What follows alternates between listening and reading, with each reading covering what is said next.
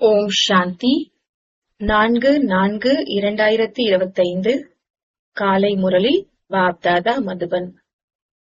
இனிமையான குழந்தைகளே, இப்போது நீங்கள் புருஷோத்தமர் ஆவதற்காக முயற்சி செய்கிறீர்கள். தேவதைகள்தான் புருஷோத்தமர்கள், ஏனெனில் அவர்கள் தூய்மையானவர்கள். நீங்கள் தூய்மையாகிக் கொண்டிருக்கிறீர்கள். கேள்வி: எல்லைக்கு அப்பாற்பட்ட தந்தை குழந்தைகளாகிய உங்களுக்கு ஏன் அடைக்கலம் கொடுத்துள்ளார்? பதில்: ஏனெனில் நாம் அனைவரும் குப்பை தொட்டியில் விழுந்து கிடந்தோம். பாபா நம்மை குப்பை தொட்டியிலிருந்து வெளியில் எடுத்து மனமுள்ள மலர்களாக ஆக்குகின்றார். அசுர குணமுடையவர்களை தெய்வீக குணமுடையவர்களாக ஆக்குகிறார். நாடகப்படி பாபா வந்து நம்மை குப்பை தொட்டியிலிருந்து எடுத்து தத்தெடுத்து தன்னுடையவராக ஆக்கியுள்ளார். பாடல்: இன்று அதிகாலையில் வந்தது யார்? ஓம் சாந்தி. இரவை பகலாக்க பாபா வரவேண்டியதாக இருக்கிறது. இப்போது குழந்தைகளான நீங்கள் தெரிந்துள்ளீர்கள், பாபா வந்துள்ளார். முதலில் நாம் சூத்ர வர்ணத்தினராக இருந்தோம். சூத்ர புத்தி இருந்தது. வர்ணத்தை பற்றிய சித்திரம் கூட புரிய வைக்க மிக நன்றாக உள்ளது. நாம் இந்த வர்ணங்களில் எப்படி சுற்றி வருகின்றோம் என்று குழந்தைகள் தெரிந்திருக்கின்றனர். இப்போது நம்மை பரம்பிதா பரமாத்மா சூத்ரனில் இருந்து பிராமணனாக ஆக்கியுள்ளார். கல்ப கல்பமாக ஒவ்வொரு கல்பத்திலும் சங்கம யுகத்தில் நாம் பிராமணன் ஆகின்றோம். பிராமணர்களை புருஷோத்தமர்கள் என்று சொல்ல முடியாது. புருஷோத்தமர்கள் என்று தேவதைகளை தான் சொல்வோம். பிராமணர்கள் புருஷோத்தமர் ஆவதற்காக இங்கு முயற்சி செய்கிறார்கள். தூய்மையற்றதிலிருந்து தூய்மையாக ஆவதற்கு தான் தந்தை அழைக்கின்றார். ஆக தனக்குத்தான் கேளுங்கள், நாம் எந்த அளவு தூய்மையாகி உள்ளோம். மாணவர்கள் கூட படிப்பிற்கான சிந்தனை கடலை கடைகிறார்கள் அல்லவா? இந்த படிப்பின் மூலம் நாம் இப்படி ஆகின்றோம் என்று புரிந்து கொள்கிறார்கள். நாம் தேவதை ஆவதற்காக இப்போது பிராமணனாக ஆகியிருக்கின்றோம் என்று குழந்தைகளின் புத்தியில் உள்ளது. இது விலைமதிப்பற்ற வாழ்க்கை. ஏனென்றால் நீங்கள் ஈஸ்வரிய குழந்தைகள். ஈஸ்வரன் உங்களுக்கு ராஜயோகம் கற்றுக் கொடுத்துக் கொண்டிருக்கின்றார். தூய்மையற்றவரிலிருந்து தூய்மையானவராக ஆக்கிக் கொண்டிருக்கின்றார். தூய்மையான தேவதைகளாக ஆகின்றோம்.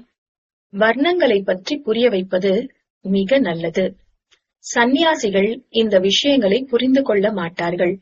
மற்றபடி 84 பிறவிகளின் கணக்கை புரிந்து கொள்ள முடியும். நாம் சந்நியாச தர்மத்தினர் 84 பிறவிகள் எடுப்பதில்லை என்பதை புரிந்து கொள்வார்கள். மற்றபடி மறுபிறவி எடுப்பார்கள். ஆனால் குறைவான பிறவி எடுக்கிறார்கள். நீங்கள் புரிய வைத்தால் உடனே புரிந்து கொள்வார்கள். புரிய வைப்பதற்கு யுக்தி தேவை. குழந்தைகளாகி நீங்கள் இங்கே முன்னால் அமர்ந்திருக்கும் போது பாபா புத்தியை புத்துணர்ச்சி அடைய வைக்கின்றார். மற்ற குழந்தைகள் கூட இங்கே புத்துணர்ச்சி அடைவதற்காக வருகிறார்கள். இப்படி தாரணை செய்யுங்கள் என்று உங்களை பாபா தினமும் புத்துணர்வு அடைய வைக்கின்றார். நாம் 84 பிறவிகள் எப்படி எடுத்தோம், நாம் எப்படி சூத்ரனிலிருந்து பிராமணன் ஆகின்றோம் என்ற சிந்தனை புத்தியில் ஓட வேண்டும். நாம் பிரம்மாவின் குழந்தைகள், பிராமணர்கள். இப்போது பிரம்மா எங்கிருந்து வந்தார்? பாபா வந்து புரிய வைக்கின்றார். நான் இவருக்கு பிரம்மா என்ற பெயர் வைக்கின்றேன். இவர்கள் பிரம்மா குமார், பிரம்மா குமாரிகள்.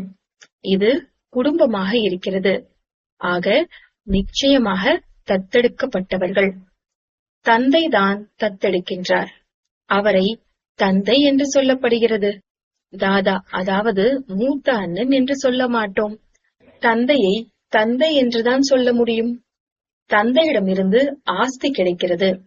பெரியப்பா, சித்தப்பா, மாமாவிடமிருந்து தத்தெடுக்கப்படுகிறது. பாபா ஏற்கனவே சொல்லியிருந்தார், ஒரு குழந்தை குப்பை தொட்டியில் விழுந்து கிடந்தது. அதை யாரோ எடுத்துச் சென்று ஒருவரிடம் வளர்க்க கொடுத்தார்கள். ஏனெனில் அவருக்கு தனக்கென்று குழந்தை இருக்கவில்லை. ஆக குழந்தை யாரிடம் வளர்க்கப்படுகிறதோ அவர்களை அம்மா அப்பா, மம்மா பாபா என்று சொல்லும் அல்லவா? இது இங்கே எல்லைக்கு அப்பாற்பட்ட விஷயமாகும். குழந்தைகளாகிய நீங்களும் எல்லைக்கு அப்பாற்பட்ட, அதாவது மீள முடியாத குப்பை தொட்டியில் விழுந்து கிடந்தீர்கள். விஷம் நிறைந்த நதியில், அதாவது வைதர்ணிய நதியில் விழுந்து கிடந்தீர்கள். எவ்வளவு அழுக்காகிவிட்டீர்கள். நாடகப்படி அந்த குப்பையிலிருந்து எடுத்து உங்களை தத்தெடுத்துள்ளார். தமோ பிரதானத்தை குப்பை என்றுதான் சொல்வோம் அல்லவா? அசுர குணமுடைய மனிதர்கள் தேக அபிமானிகள். காம குரோதம் கூட பெரிய விகாரம் அல்லவா? ஆக நீங்கள் ராவணனின் பெரிய, அதாவது கழிவு தொட்டியில் சிறையில் உள்ளீர்கள். உண்மையில் அகதிகளாக உள்ளீர்கள். இப்போது நீங்கள் சிறையிலிருந்து விடுபட்டு மலர்களை போன்று தேவதை ஆவதற்காக எல்லைக்கு அப்பாற்பட்ட தந்தையின் அடைக்கலம் பெற்றுள்ளீர்கள். இந்த நேரம் முழு உலகமும் பெரிய சிறையில் அடைப்பட்டுள்ளது. பாபா வந்து குப்பையில் இருந்து உங்களை எடுத்து தன்னுடையவராக மாற்றுகின்றார். ஆனால் குப்பையில் இருக்கக்கூடியவர்கள் அவ்வாறு மோசமாக இருக்கிறார்கள். வெளியே எடுத்த பின்னரும் அவர்களுக்கு குப்பைதான் பிடித்திருக்கிறது. பாபா வந்து எல்லைக்கு அப்பாற்பட்ட குப்பையிலிருந்து நீக்குகின்றார். பாபா முள்காட்டிலிருந்து விடுவித்து எங்களை மலர்களாக்குங்கள், இறைவனின் மலர் தோட்டத்தில் அமர்த்துங்கள் என்று அழைக்கிறார்கள். இப்போது அசுரர்களின் காட்டில் விழுந்து கிடக்கிறார்கள். பாபா குழந்தைகளாகிய உங்களை மலர் தோட்டத்திற்கு அழைத்து செல்கிறார். சூத்திரனிலிருந்து பிராமணன் ஆக்கியுள்ளார். பிறகு தேவதை ஆவோம். இது தேவதைகளின் ராஜ்யமாகும். பிராமணர்களின் ராஜ்யமே கிடையாது. பாண்டவர்களின் பெயர் இருந்தாலும் பாண்டவர்களுக்கு ராஜ்யம் கிடையாது. ராஜ்யம் அடைவதற்காக தந்தையிடம் அமர்ந்துள்ளீர்கள். காரிருள் என்கின்ற இரவு முடிந்து இப்போது எல்லைக்கு அப்பாற்பட்ட பகல் ஆரம்பமாகிறது. இன்று அதிகாலையில் வந்தது யார் என்ற பாட்டை கேட்டீர்கள் அல்லவா? இரவை முடித்து பகலை உருவாக்குவதற்காக, அதாவது நரகத்தை அழித்து ஸ்வர்க்கத்தை ஸ்தாபனை செய்வதற்காக அதிகாலையில் வருகின்றார். இது புத்தியில் இருந்தாலும் மகிழ்ச்சி இருக்கும். யார் புதிய உலகத்தில் உயர் பதவி அடைபவர்களோ அவர்கள் ஒருபோதும் தன்னுடைய அசுர குணத்தை காட்ட மாட்டார்கள். எந்த யஜ்யத்தின் மூலம் இவ்வளவு உயர்ந்த பதவி அடைகின்றார்களோ அந்த யஜ்யத்திற்கு அன்போடு சேவை செய்வார்கள். இப்படிப்பட்ட யஜ்யத்திற்காக எலும்புகளை கூட கொடுக்க வேண்டும், அதாவது கடின உழைப்பு செய்ய வேண்டும். இந்த நடத்தை மூலம் நாம் எப்படி உயர்ந்த பதவி அடைய முடியும் என்று தன்னைத்தான் பார்க்க வேண்டும். ஒன்றும் அறியாத சிறு குழந்தை இல்லைதானே? ராஜா எப்படி உருவாகின்றார்கள், பிரஜைகள் எப்படி உருவாகின்றார்கள் என்று புரிந்து கொள்ள முடியும். பாபா அனுபவம் நிறைந்த ரதத்தை எடுத்துள்ளார். அவர் ராஜா போன்றவர்களை நன்றாக தெரிந்தவர். ராஜாக்களின் தாச தாசிகளுக்கு கூட மிகுந்த சுகம் கிடைக்கிறது. அவர்கள் ராஜாக்கள் கூடவே இருக்கிறார்கள், ஆனால் தாசதாசிகள் என்று அழைக்கப்படுகின்றனர். ஆனாலும் சுகம் இருக்கிறதல்லவா? ராஜா ராணிக்கு என்ன கிடைக்கிறதோ அதுவே அவர்களுக்கும் கிடைக்கும். வெளியே உள்ளவர்கள் அதை சாப்பிட முடியாது. தாசதாசிகள் கூட வரிசை கிரமமானவர்களாக இருக்கின்றனர். சிலர் அலங்காரம் செய்பவர்கள், சிலர் குழந்தைகளை வளர்ப்பவர்கள், சிலர் துப்புரவு செய்பவர்கள்.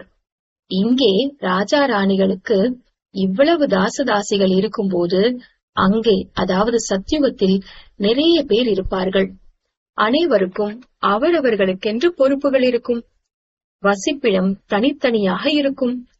அவர்கள் ராஜா ராணி போல அலங்கரிக்கப்பட்டவர்களாக இருக்க மாட்டார்கள். சேவாதாரிகளுக்காக வசிப்பிடம் இருக்கின்றதல்லவா? அரண்மனைக்குள் வருவார்கள், ஆனால் தத்தமது அரசு குடியிருப்பில்தான் தங்குவார்கள். ஆக பாபா நன்றாக புரிய வைக்கின்றார்.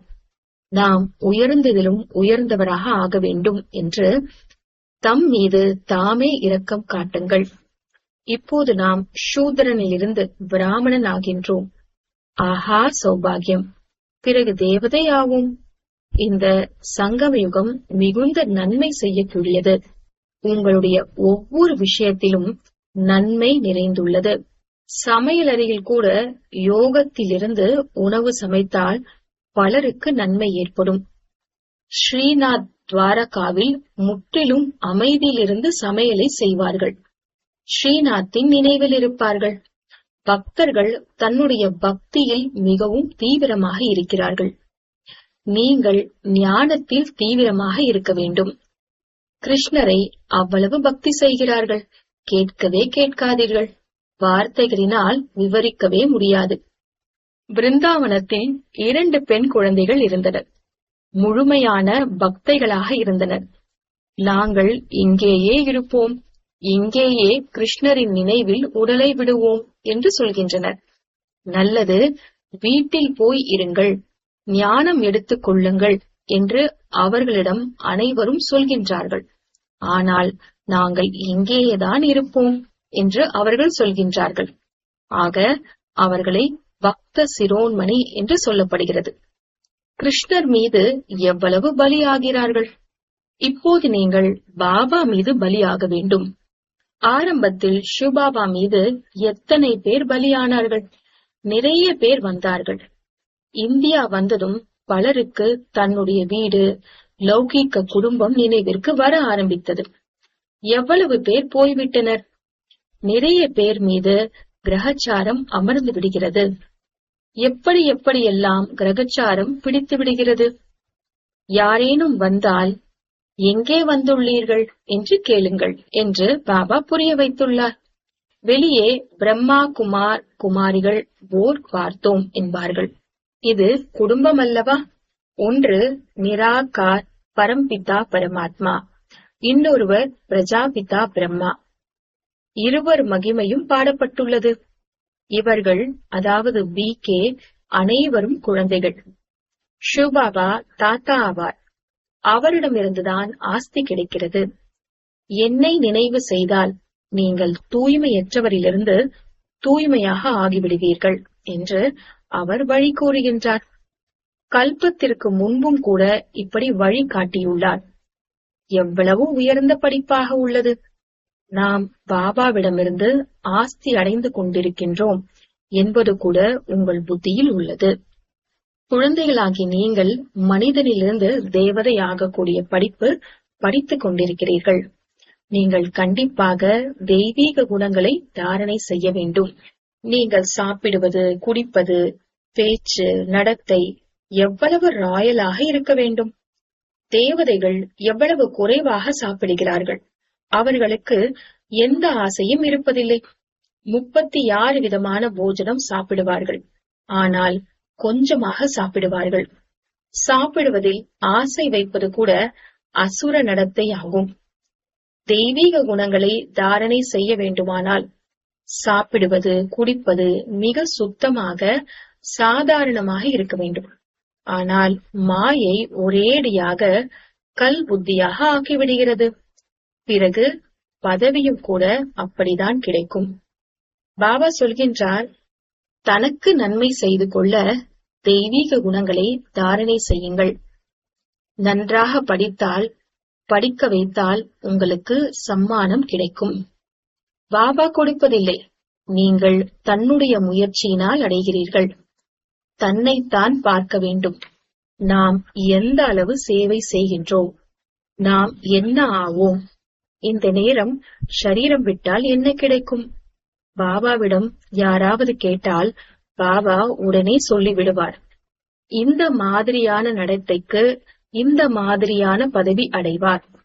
முயற்சியே செய்யவில்லை என்றால் கல்ப கல்பத்திற்கு நஷ்டத்தை ஏற்படுத்துகிறார்கள். நல்ல சேவை செய்பவர்கள் கண்டிப்பாக நல்ல பதவி அடைவார்கள். முயற்சி செய்யாதவர்கள் தாசதாசியாக ஆவார்கள் என்று உள்ளுக்குள் புரிந்து கொள்ள முடிகிறது. இதை வெளிப்படையாக சொல்ல முடியாது. வகுப்பில் கூட நாம் பெரியவர் ஆவோம் அல்லது சிறியவர் ஆவோமா என்று மாணவர்கள் புரிந்து கொள்கிறார்கள். இங்கே கூட அப்படிதான். பெரியவர் யாரோ அவர்கள் ராஜா ராணி ஆவார்கள், சிறியவர் குறைந்த பதவி அடைவார்கள். செல்வந்தர்களில் கூட மூத்தவர் மற்றும் சிறியவர் இருப்பார்கள். தாசதாசிகளிலும் பெரியவர் சிறியவர் இருப்பார்கள். பெரிய ஆத்மாக்களின் பதவி உயர்ந்ததாக இருக்கும். துப்புரவு செய்யும் தாசதாசிகளுக்கு அரண்மனைக்குள் வர அனுமதி இல்லை. அந்த அனைத்து விஷயங்களையும் குழந்தைகளாகிய நீங்கள் நல்ல விதமாக புரிந்து கொள்ள முடியும். இனிவரும் நாட்களில் இன்னும் கூட புரிந்து கொள்வீர்கள். உயர்ந்த நிலை அடைவதற்கு மரியாதையும் கொடுக்க வேண்டும். பாருங்கள், குமாரக்கா தாதி, அதாவது பிரகாஷ்மணி தாதி, அவர் பெரியவர், ஆதலால் மரியாதை கொடுக்க வேண்டும். பாபா குழந்தைகளின் கவனத்திற்கு சொல்கின்றார், யார் மகாரதி குழந்தைகளோ அவர்களுக்கு மரியாதை கொடுங்கள். பாபா குழந்தைகளின் கவனத்திற்காக சொல்கின்றார். யார் மகாரதி குழந்தைகளோ அவர்களுக்கு மரியாதை கொடுங்கள். மதிப்பு கொடுக்கவில்லை என்றால் தன்மேல் பாவ சுமையை ஏற்றுக்கொள்பவராக ஆகிறார்கள். இந்த அனைத்து விஷயங்களுக்கும் பாபா கவனம் கொடுக்கின்றார். மிக எச்சரிக்கை தேவை. நம்பர்வார் யாருக்கு எப்படி மதிப்பு கொடுக்க வேண்டும் என்று பாபா ஒவ்வொருவரையும் தெரிந்திருக்கின்றார். இதை வெளிப்படையாக சொல்லிவிட்டால் விரோதியாக ஆவதில் சிறிது தாமதிக்க மாட்டார்கள். பிறகு மாதர்கள் குமாரிகளுக்கும் கூட பந்தனம் ஏற்பட்டு விடுகிறது. அனைத்தையும் சகித்துக் கொள்ள வேண்டியுள்ளது. அதிகமாக மாதர்கள் தான் இப்படி எழுதுகிறார்கள், பாபா என்னை இவர் மிகவும் துன்புறுத்துகின்றார், நான் என்ன செய்வது? அட, துன்புறுத்துவதற்கு நீங்கள் என்ன மிருகமா? மனதிற்குள் அது போன்ற எண்ணம் இருக்கிறது. ஆகையினால்தான் என்ன செய்வது என்று கேட்கின்றார்கள். இதில் கேட்பதற்கு அவசியமே இல்லை. ஆத்மா தனக்குத்தான் நண்பன், தனக்குத்தான் எதிரி. எதை விரும்புகிறதோ அதை செய்கிறது. கேட்கிறீர்கள் என்றால் அதை மனம் விரும்புகிறது என்று அர்த்தம். முக்கியமான விஷயமே நினைவுதான். நினைவின் மூலம்தான் தூய்மையாகிறீர்கள். இந்த லக்ஷ்மி நாராயணன் நம்பர் 1 தூய்மையானவர்கள் அல்லவா? மம்மா எவ்வளவு சேவை செய்கின்றார்கள். நாங்கள் மம்மாவை விட புத்திசாலி என்று யாரும் சொல்ல முடியாது. மம்மா ஞானத்தில் அனைவரையும் விட தீவிரமானவர். யோகத்தில் குறை நிறைய பேரிடம் உள்ளது. நினைவில் இருக்க முடிவதில்லை. நினைவே செய்யவில்லை என்றால் எப்படி விக்ரமம் விநாசமாகும்? கடைசியில் நினைவு செய்தபடியே உடலை விட வேண்டும் என்று சட்டம் சொல்கிறது. ஷிவ் பாபாவின் நினைவில் உயிர் உடலை விட்டு பிரிய வேண்டும். ஒரு பாபாவை தவிர வேறு யாரும் நினைவுக்கு வரக்கூடாது. எதிலும் ஆசை வைக்கக்கூடாது. இந்த பயிற்சி செய்ய வேண்டும். நாம் அஷரீரியாக வந்தோம், பிறகு அஷரீரியாக போக வேண்டும். குழந்தைகளுக்கு மீண்டும் மீண்டும் புரிய வைத்துக் கொண்டே இருக்கின்றார். மிக இனிமையானவர்கள் ஆக வேண்டும். தெய்வீக குணங்கள் கூட இருக்க வேண்டும். தேக அபிமானத்தின் பூதம் இருக்கிறதல்லவா? தன் மீது மிகுந்த கவனம் வைக்க வேண்டும். மிக அன்புடன் நடந்து கொள்ள வேண்டும். தந்தையை நினைவு செய்யுங்கள் மற்றும் சக்கரத்தை நினைவு செய்யுங்கள். சக்கரத்தின் ரகசியத்தை யாருக்கும் புரிய வைத்தாலும் அதிசயப்படுவார்கள். 84 பிறவிகள் நினைவில் இல்லை என்றால் 84 லட்ச பிறவிகள் எப்படி நினைவு செய்ய முடியும்? நினைத்து கூட பார்க்க முடியாது. இந்த சக்கரத்தை புத்தியில் நினைவு செய்தாலும் ஆஹா சௌபாகியம். இப்போது இந்த நாடகம் முடிவடைகிறது. பழைய உலகத்தின் மீது வைராகியம் வர வேண்டும். புத்தியோகம் சாந்தி தாமம் சுகதாமத்தின் மீது இருக்க வேண்டும். கீதையில் கூட மன்மனாபவ என்பது உள்ளது. கீதையை படிக்கும் யாரும் மன்மனாபவ என்பதன் அர்த்தத்தை புரிந்து கொள்வதில்லை. குழந்தைகளாகிய நீங்கள் தெரிந்து கொள்கிறீர்கள். பகவானுடைய மகா வாக்கியம், தேகத்தின் அனைத்து சம்பந்தங்களையும் விடுத்து தன்னை ஆத்மா என்று புரிந்து கொள்ளுங்கள். இதை யார் சொன்னது? கிருஷ்ண பகவான் அல்ல. நாங்கள் சாஸ்திரங்களை தான் நம்புகின்றோம் என்று சிலர் சொல்கிறார்கள். பகவானே வந்தாலும் ஏற்றுக்கொள்ள மாட்டார்கள். சாஸ்திரங்களை படித்துக் கொண்டே இருக்கிறார்கள். பகவான் வந்துள்ளார், ராஜயோகம் கற்றுத்தருகின்றார், ஸ்தாபனை நடந்து கொண்டிருக்கிறது. இந்த சாஸ்திரங்கள் அனைத்தும் பக்தி மார்க்கத்தினுடையதாகும். பகவான் மீது நிச்சயம் ஏற்பட்டு விட்டால் ஆஸ்தி பெற வந்து விடுவார்கள். அப்போது பக்தி கூட நீங்கிவிடும். ஆனால் நிச்சயம், அதாவது நம்பிக்கை ஏற்பட வேண்டும் அல்லவா? நல்லது. இனிமையிலும் இனிமையான காணாமல் போய் கண்டெடுக்கப்பட்ட செல்ல குழந்தைகளுக்கு தாயும் தந்தையுமான பாப்தாதாவின் அன்பு நினைவுகளும் காலை வணக்கமும். ஆன்மீக குழந்தைகளுக்கு ஆன்மீக தந்தையின் நமஸ்காரம், ஆன்மீக தந்தைக்கு ஆன்மீக குழந்தைகளின் நமஸ்காரம். தாரணைக்கான முக்கிய சாரம். முதலாவது, தேவதை ஆவதற்காக மிக ராயலான பழக்க வழக்கங்களை நடைமுறைப்படுத்த வேண்டும். சாப்பிடுவது, குடிப்பது மிக சுத்தமாகவும் சாதாரணமாகவும் இருக்க வேண்டும். பேராசைப்படக்கூடாது. தனக்கு நன்மை செய்து கொள்ள தெய்வீக குணங்களை தாரணை செய்ய வேண்டும். இரண்டாவது, தன் மீது கவனம் வைக்க வேண்டும். அனைவரோடும் மிக அன்புடன் நடந்து கொள்ள வேண்டும். தன்னை விட பெரியவர்கள், அதாவது சீனியர் ஆத்மாக்களுக்கு கண்டிப்பாக மதிப்பு கொடுக்க வேண்டும். மிக மிக இனிமையானவராக ஆக வேண்டும். தேக அபிமானத்தில் வரக்கூடாது. வரதானம். கடந்து போன விஷயங்களை கருணை உள்ளமுடையவராகி தனக்குள் கரைத்துவிடக்கூடிய நற்சிந்தனையாளர் ஆகுக. கடந்து போன விஷயங்களை கருணை உள்ளமுடையவராகி தனக்குள் கரைத்துவிடக்கூடிய நற்சிந்தனையாளர் ஆகுக. விளக்கம். ஒருவரது கடந்து போன பலவீன விஷயங்களை யாராவது கூறுகிறார்கள் எனில் சுப பாவனையுடன் தூரமாக்கி விடுங்கள். வீண் சிந்தனை அல்லது பலவீன விஷயங்களை தங்களுக்குள் பேசிக்கொள்ளக் கூடாது. கடந்து போன விஷயங்களை கருணை உள்ளமுடையவராகி தனக்குள் உள்ளடக்கி விடுங்கள். உள்ளடக்கிவிட்டு சுப பாவனையுடன் அந்த ஆத்மாவிற்கு மன சேவை செய்து கொண்டே இருங்கள். சம்ஸ்காரங்களுக்கு வசமாகி ஒருவர் தவறாக கூறினால், செய்தால் அல்லது கேட்கிறார்கள் எனில் அதை மாற்றிவிடுங்கள்.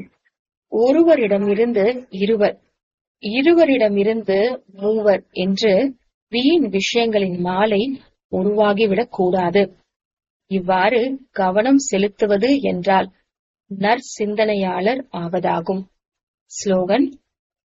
திருப்தி மணியாக ஆகும் பொழுது பிரபுவிற்கு பிரியமானவர், உலகத்திற்கு பிரியமானவர் மற்றும் தனக்கு பிரியமானவர் ஆகிவிடுவார்கள். அவ்யக்த இஷாரா. இணைந்த ரூப நினைவின் மூலம் சதா வெற்றியாளர் ஆகுங்கள். உடல் மற்றும் ஆத்மா இணைந்திருந்தால் வாழ்க்கை இருக்கிறது. ஆத்மா ஷரீரத்திலிருந்து நீங்கிவிட்டால் வாழ்க்கை முடிவடைந்துவிடும். அதே போன்று கர்மயோகி வாழ்க்கை என்றால் காரியம் யோகா இன்றி இருக்கக்கூடாது, யோகா காரியமின்றி இருக்கக்கூடாது. சதா இணைந்த சொரூபத்தில் இருக்கும் போதுதான் வெற்றி கிடைத்துக் கொண்டே இருக்கும். ஓம் சாந்தி.